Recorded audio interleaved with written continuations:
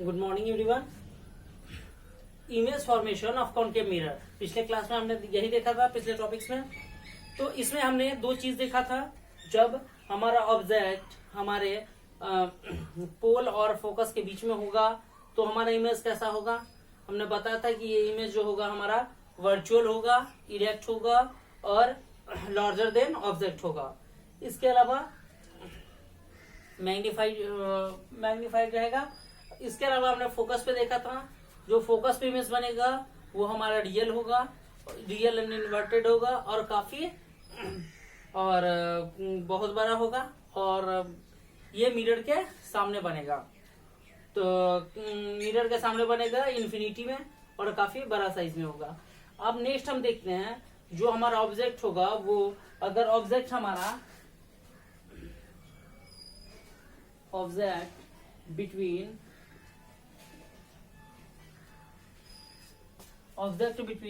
Focus F and C, focus और centre of curvature के बीच में अगर हमारा ऑब्जेक्ट होगा तो इसका इमेज कैसा बनेगा देखते हैं। इसका ये हमारा एक कॉन्केव मिरर है।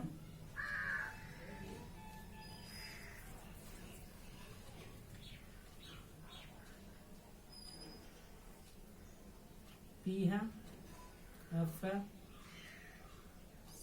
C है। तो अगर हम बात कर रहे हैं, ये हमारा कोई ऑब्जेक्ट है, इसे हम ए बी नाम दे देते हैं। ये यहां से हमें पता है कि जो भी लाइट, हमने रूल्स बताए थे कि जो भी लाइट पैरेलल होती है प्रिंसिपल एक्सिस के, वो रिफ्लेक्शन के बाद फोकस पर कट करते हुए निकल जाती है। आगे देखते हैं, अगर ये फोकस पर कट करते हुए निकल गई। अब नेक्स्ट है हमारा सेंटर। हम यहां से सेंटर लेते हैं, ये सेंटर था हमारा। हमें पता था कि हम अगर कोई भी मिरर की बात करते हैं तो जो मिरर है उससे लाइट टकराने के बाद अगर हम सेंटर की बात करें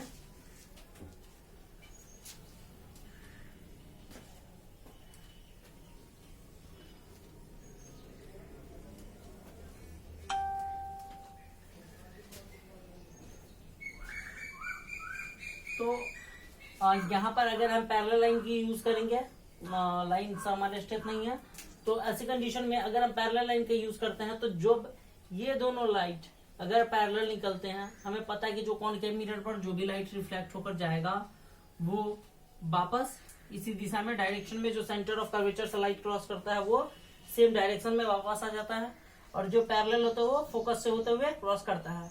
तो ये दोनों जिस लाइन पर मिलेंगे वहां हमारा इमेज बनता है। तो ये दोनों कहाँ बन रहा है, नीचे बन रहा है। तो ये क्या हो जाएगा, ये ए हमारा नीचे आ जाएगा और बी हमारा ऊपर आ जाएगा। तो ये कैसा हो गया, इन्वर्टेड हो गया। और जो मिरर के आगे बनता है दैट मींस रियल। और ये कैसा है, ऑब्जेक्ट से बड़े साइज का है। तो क्या लिखेंगे, ऑब्जेक्ट अगर फोकस और सेंटर ऑफ कर्वेचर के बीच में है तो ये थर्ड पॉइंट था हमारा। तो इसमें लिखेंगे पहला, ठीक है। इमेज जो होगा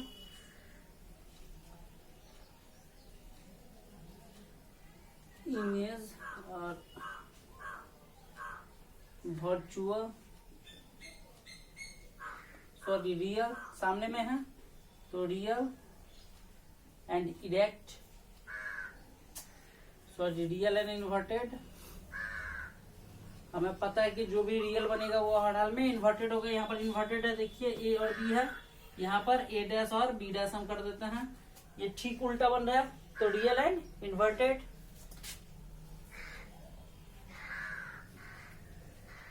larger than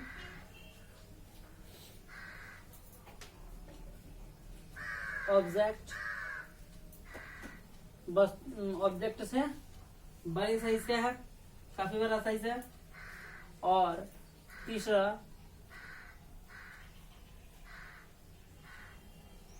beyond the centre of curvature.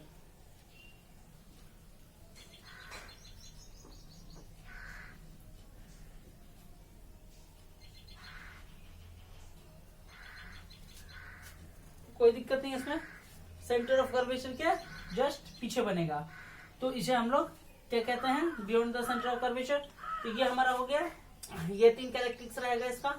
इसके बाद नेक्स्ट हम बात करते हैं, ये तो हमारा 3rd पोजीशन था, 4th पोजीशन हमने बताया था, टोटल 6 पोजीशन है। ओके,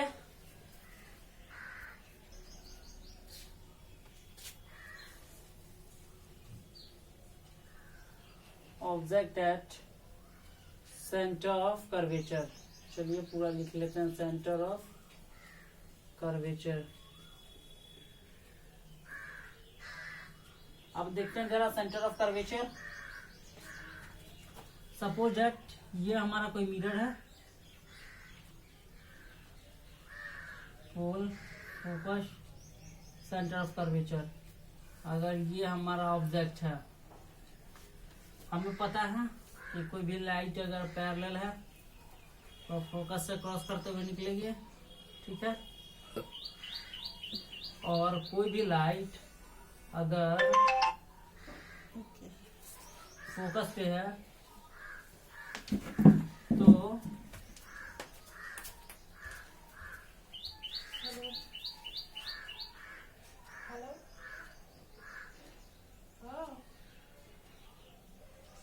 हेलो, ठीक हो प्रणाम, यार चलो अपन बाबा, चलो ठीक हो, बाबा ठीक हो बाबा, अभी तक कितने हैं?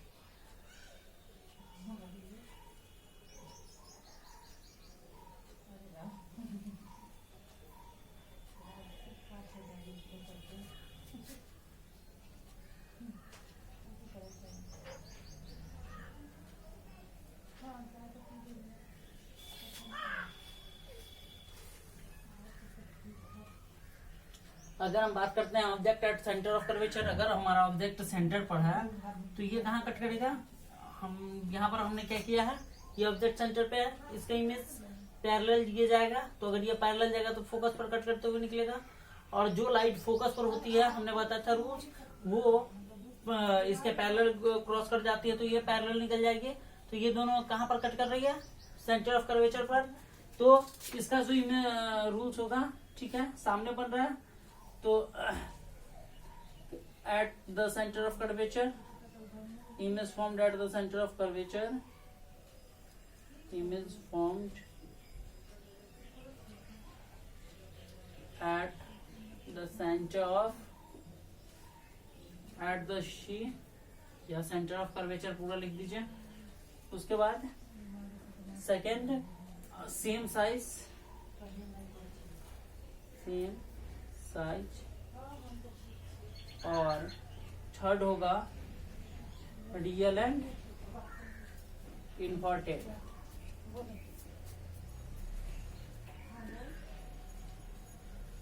ये था हमारा पूरा। अब अगर हम बात करते हैं कि ऑब्जेक्ट हमारा बियॉन्ड द सेंटर, अगर हमारा ऑब्जेक्ट बियॉन्ड द सेंटर यानी सेंटर के पीछे हो तो क्या होगा, आइए देखते हैं। ये हमारा कॉन्केव मिरर है,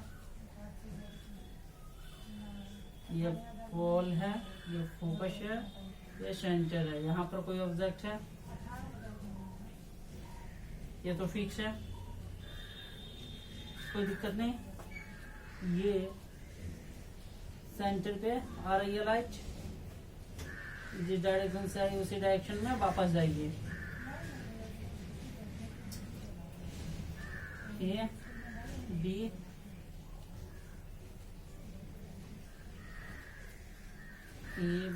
डैश, यहाँ पर क्या है, आप इसे अगर स्ट्रेस लाइन के हिसाब से डायग्राम से बनाइएगा तो आप देखिएगा यहाँ पर लाइट पैरेलल है। हमने जैसा कि बताया कि अगर पैरेलल है फोकस पे कट करते हुए निकलेगी, जो सेंटर ऑफ कर्वेचर पे है, सेंटर ऑफ कर्वेचर पे ही वापस रिटर्न हो जाइए। तो ये दोनों कहाँ पे कट कर रही है, सेंटर और फोकस के बीच में। तो ऑब्जेक्ट जो सेंटर के पीछे होगा उसका जो इमेज फॉर्मेशन होगा, सबसे पहले तो सामने है, तो पहला क्या होगा, real and inverted, real and inverted. Second जो होगा हमारा smaller than object, smaller than object, जो साइज होगी वो स्मॉल होगी। And the third one image formed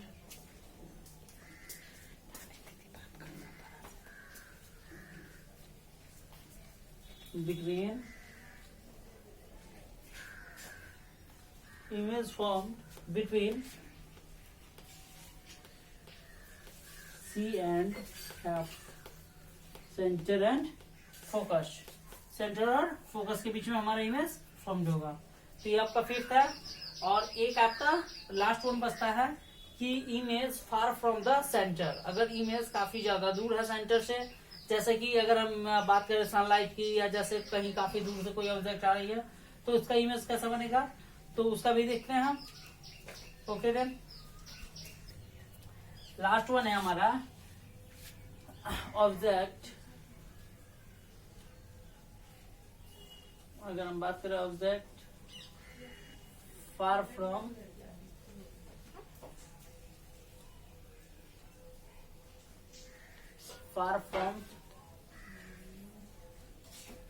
centre. अभी था ऑब्जेक्ट जो सेंटर ऑफ कर्वेचर के जस्ट पीछे था, थोड़ा बहुत डिस्टेंस पे। अब अगर कोई भी ऑब्जेक्ट काफी दूर है सेंटर से, तो ऐसी कंडीशन में जो हमने लाइट रिफ्रैक्शन ऑफ लाइट का जो रूल पढ़ा था लास्ट वन, वो देखेंगे। अगर कोई भी ऑब्जेक्ट कहीं इन्फिनिटी से आ रही है, that's a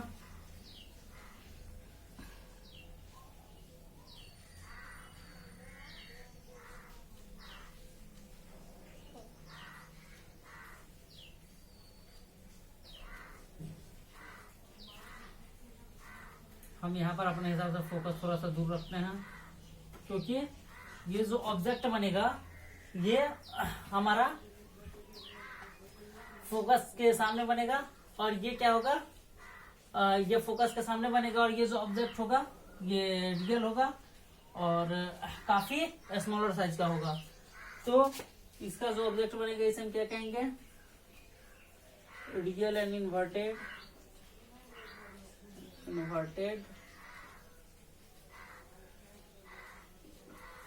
real and inverted. Seconds are smaller than object, smaller than object. और last one real and or between focus and F and okay. तो इसके साथ आपका इमेज फॉर्मेशन कॉन्केव मिरर का कंप्लीट है। इसका जो यूज है वो आप देख लीजिएगा, फिर उसे हम नेक्स्ट क्लास में थोड़ा बहुत डिफाइन करेंगे। और इसके बाद कॉन्वेक्स मिरर है और लास्टली वन फार्मूला। तो 1 से 2 क्लास में आपका ये चैप्टर एंड हो जाएगा। ओके देन, अच्छे से तैयारी।